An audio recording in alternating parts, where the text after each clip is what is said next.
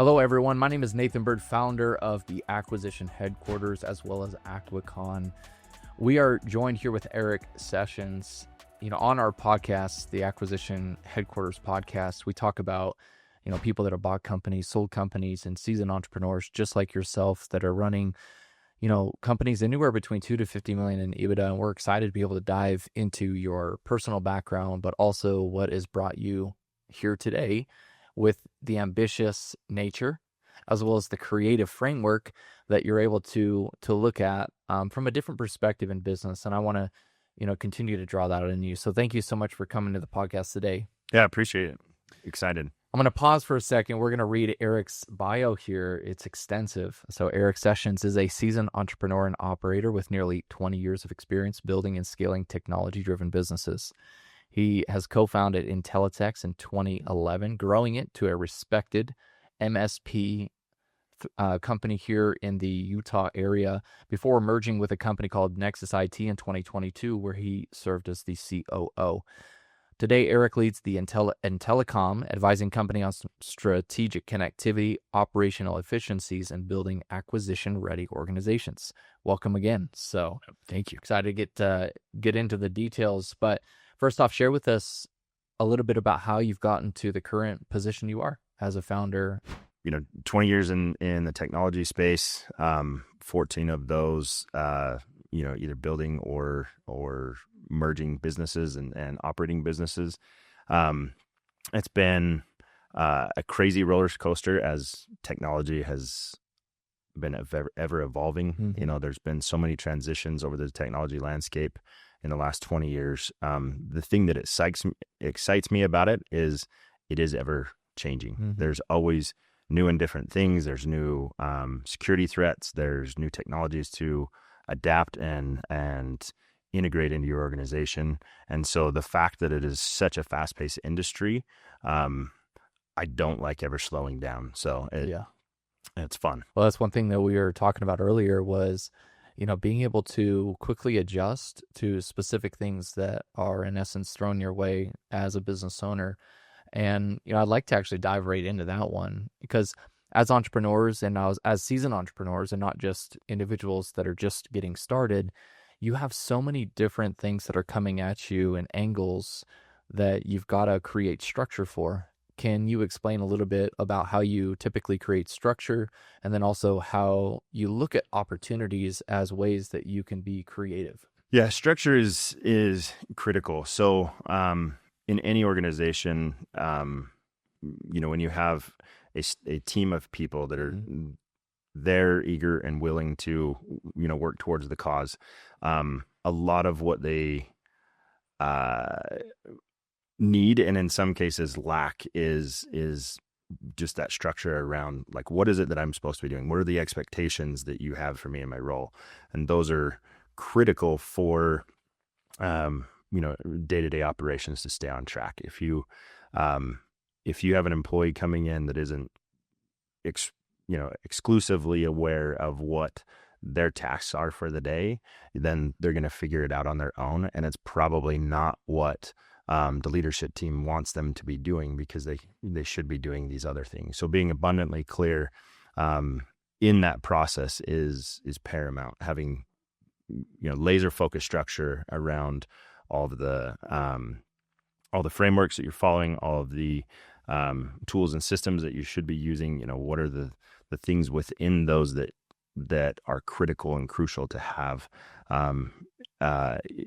those bits of information that need to be logged in the right place at the right time. So then that way somebody down the line knows exactly where to go to get to it. It reminds me of just operational efficiencies and how, again, you're able to obviously compartmentalize specific things within a company, but also you create a standard for the organization. And you guys, when you first started the Intellitex company, I'm sure there were various standard operating procedures that you were not documenting, but then you started to document. So can you walk us through that process of where you found the value in creating documentation, and how long was it when you first, got into the process of creating structure? Because, many times, the early stage founder will not focus on the systems or creating systems of the systems that they've created. Correct. Can you share with us a little bit more insight on that?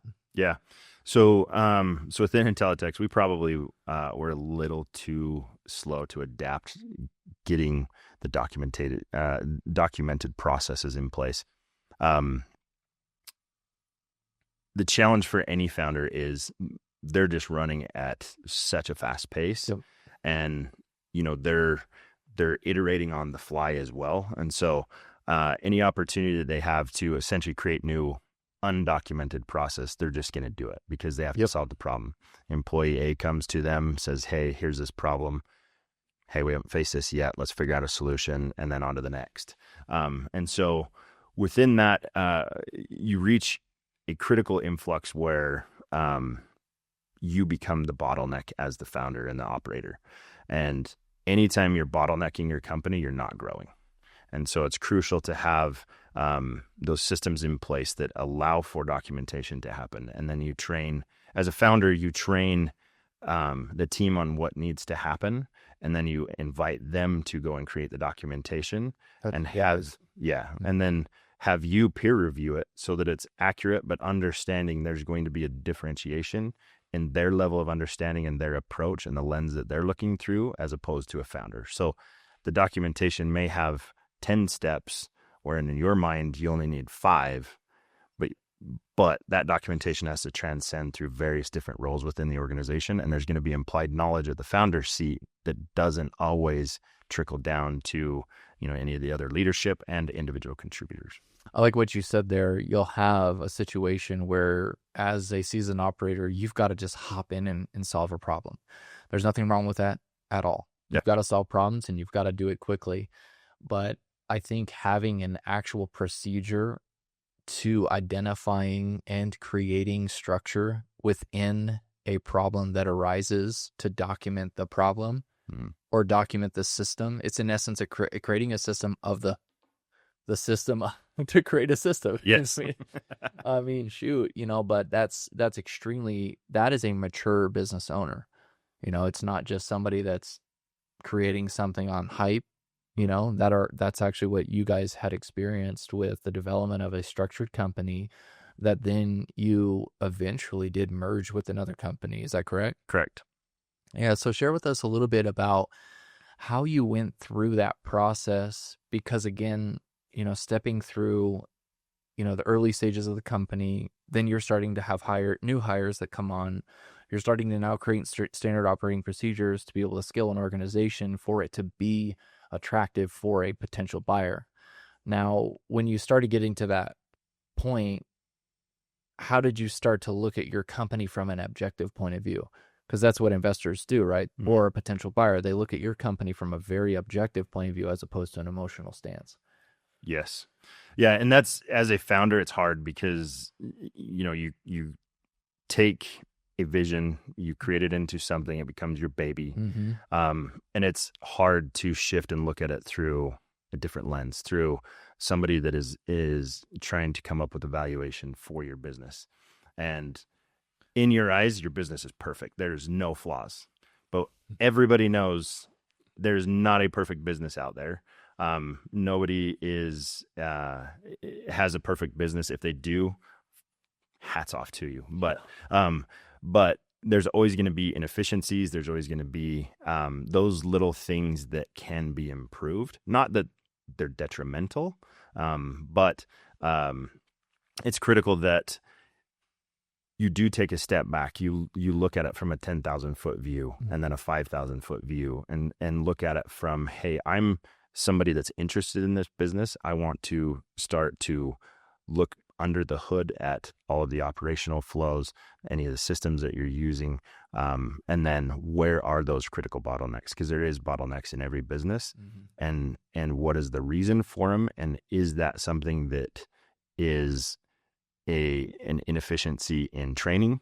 Is it an inefficiency in tools or systems or policy and procedure? That's so good. So I'd like to draw out in you some of your wisdom around the incentive chain that is created within an organization to have adherence to the system that's created. Because if you create something and then somebody feels as if they're a robot just running that system, that's not going to have long-term sustainability. So can we talk more about the emotional intelligence that is needed within, within a created framework, and how that can be applied, obviously, across any business? Doesn't matter the service or product-based business, but you're going to have teams that are helping you. So how do you incentivize that, or how do you incentivize the people to actually adhere to, other than just getting a paycheck? Yeah. That is really hard. Motivating people, incentivizing people to get the job done and in a consistent, deliverable fashion. Those are critical. So, and it's hard coming, and spending the last 20 years in the technical space. Dealing with technical people is challenging in and of itself. Everybody has their own quirks, their own personality traits, all of those things, and getting everyone to align to that can be challenging at times. So, and everybody is motivated differently. So you have to understand what those motivating factors are. Some people, it is purely money. Some people, it's job security. Some people, it's, pizza on Fridays at the office. And you have to really understand which team members thrive under which circumstance, and then you play towards those. And you can't just placate to one or the other, but you have to have a good soft mix of all of those. When you do that, and when a lot of what also bonds teams together is being battle tested. When you go through the difficult times and you have those team members that dig deep, and that they're at your side because you're the founder, you're digging just as hard as they are. That's really, truly what bonds those character traits together. We just spoke about doing hard things that really can create a relationship that's a lot deeper. And that's why companies do various retreats and experiences together. And, because it's not just, again, we're not just creating a valuable asset to be a machine that's then transferred. Of course, that's what obviously the capital markets like, but at the end of the day, it's the people that are running the organization that creates the end result. Yep. And yeah, people were our product in a service or organization business. And you have to be people first always. And when your people know that you care about them and that you're there with them, it's amazing how that changes in what they're willing to do for the organization. True. Quick thought here, and I want to dive deep into this actually, is creating a vision and bringing it into reality. A lot of people are visionaries, but they don't have an integrator or somebody or a thought process to be able to help them get to that vision.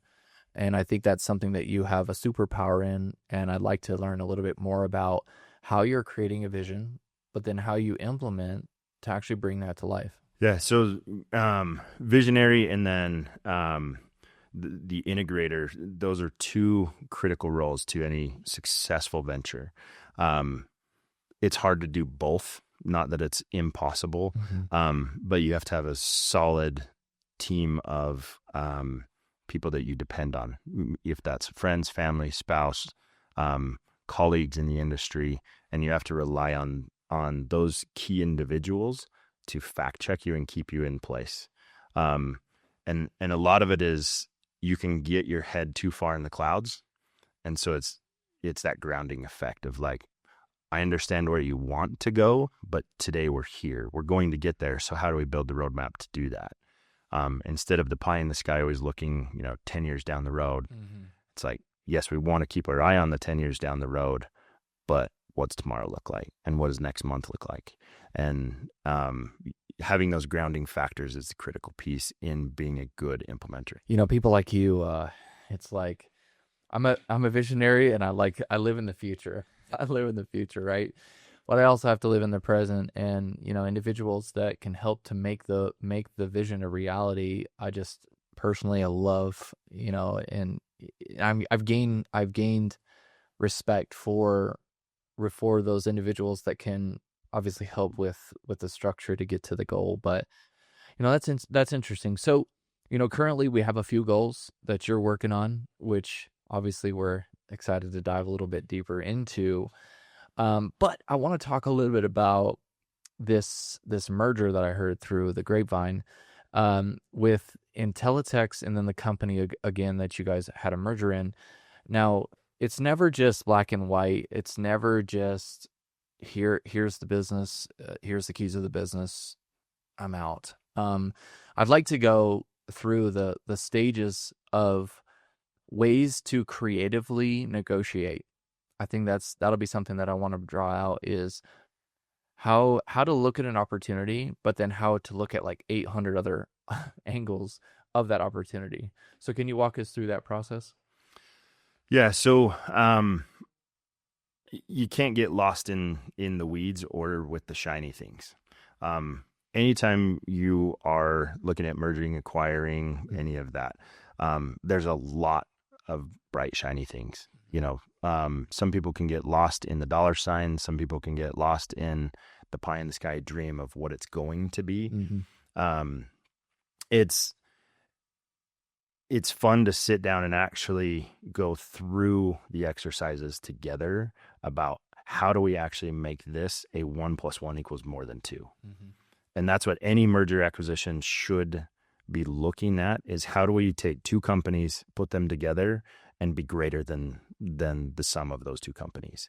And then getting creative in the structuring of that. You have to look at where the strengths and weaknesses lie within each organization. What is the purpose that you are looking at company A versus company B to be acquired? Because both service the same market, Mm-hmm. and there's always competition in every market. But why does company A look better than company B? So what are the strengths that you're going to be adding to your portfolio? What are the strengths that you have and the deficiencies that you have, and make sure that their strengths can deliver for your deficiencies, and then also not just acquiring competition, because I don't feel like there's a lot of value in that. There's obviously a ton of plays for that, but it's cool when you can take two phenomenal companies and make an awesome company. And I think obviously there's so many different angles that you've got to look at, upon an acquisition, but also upon, the sale of your business. But I think it's also too, for you guys out there, is if you're looking to potentially sell your company, it's a courting process, right? It's like, this individual, do we align with their culture as well? 100%. Because you got to know that those companies are actually going to take care of the clients that you have built. Yep. You have this entire book of business and you care for your clientele, but what about the company that's going to acquire you? Are they going to give them the same level of, professionalism and communication and follow through and, everything that you have established within your business?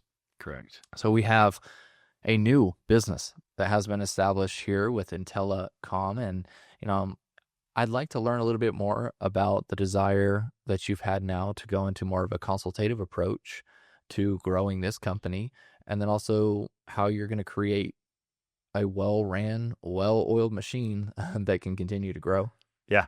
So great question. So within Intellicom, both my founding partner, Jay Killer, and I, we've spent 20 years in the technology space. We've seen a lot of things. We've been through several merger acquisition opportunities within both Intellitex and within Nexus IT. And we love helping people. We love serving business. And so taking that, business technology consultant role, more than being a service provider, it changes the conversation. In every organization, there's the C-suite and there's the technical team.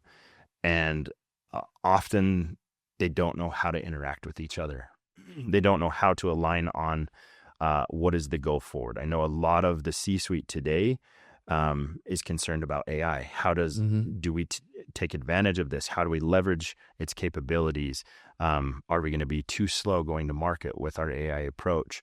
And then the technology team, they have to support it. They have to implement it. They have to secure it, and all of those things. So there can be some trepidation from the technical team, but there's a lot of angst from the C-suite. So how do you bridge that gap? Mm. That's where we can come in, sit down with both parties, because we can speak to the technical team, we can speak to the C-suite, Yeah. figure out, hey, what is your business use case for this? And then how do we chart a path forward? Mhm. And we do consulting for free. We don't take any engagement from that. We have a ton of partners that we can pull from and leverage. We can bring them into the conversation where it makes sense, and then we get kickback on the back end from a closed deal. Yeah. But as long as the consultative process is in place, it's at no cost to the company. I think that's a good approach to have. Obviously, we have this wave of the older generation and then the younger generation accessing and leveraging technology to greatly advance. Obviously, companies and at exponential rates, which we haven't quite seen ever. You know what I mean? Yeah. And we're entering into that phase right now. And just having individuals like you and your business partner to be able to walk in, know exactly, over the 20 plus years of experience that you've had, be able to, walk people through that process of understanding, it's going to be great, for a multitude of companies. Well, hopefully you guys have driven a lot of, obviously insight and wisdom from somebody who's been there and done that, somebody who's running companies, and also with this now his Intellicom company. So if you guys like today's episode and would like to hear more about seasoned operators, individuals that are buying companies or selling their business and how they've done so, feel free to comment below in the comment section. And I would ask, actually, before we head off, how does one help you, and also how does one reach out to you? Yeah, so our website is just intellicom.co, 1L. Yeah. And then we're available on LinkedIn as well. We have, business profile and personal profiles in there. As far as a referral assistance, we want to talk to anybody and everybody. Any business has opportunity to overhaul, upgrade, or replace any of their current technology that's in place. And so there's no conversation that isn't a good conversation from our eyes. Mm-hmm. I'd like to, before we just head off, though, I'd like to open the door, though, for any lasting words of wisdom from you to that seasoned operator that is building that company. They're maybe not just getting started, but they're going through this process. They need a resurgence of maybe insight or knowledge. What would you share to them? Almost like your younger self, but yet, where you're currently at. Yeah, almost like Dory from Finding Nemo. Just keep swimming. And then if you've outgrown your people, then find new people. Those people that are going to be your cheerleaders, your champions, and keep you grounded, but also motivated. There's tons of mastermind groups. There's tons of opportunities to network and get around like-minded people. Business coaches are essential. Mm-hmm. Find the right people to help keeping you on the right path, and then don't give up. Life gets hard. There's challenges in every single business. Don't let them determine your success. Just find a new path. Thank you so much for sharing. Well, I know that I personally am excited for you as well, being a part of the Acquisition Headquarters network now. And obviously, we want to be that community for you, but also for you guys out there as well. So again, thank you so much for watching the podcast. Feel free to share this with somebody who who is an operator and is looking to derive some wisdom from people just like Eric here. So thanks a lot for watching. Feel free to tune in, and we'll see you next time.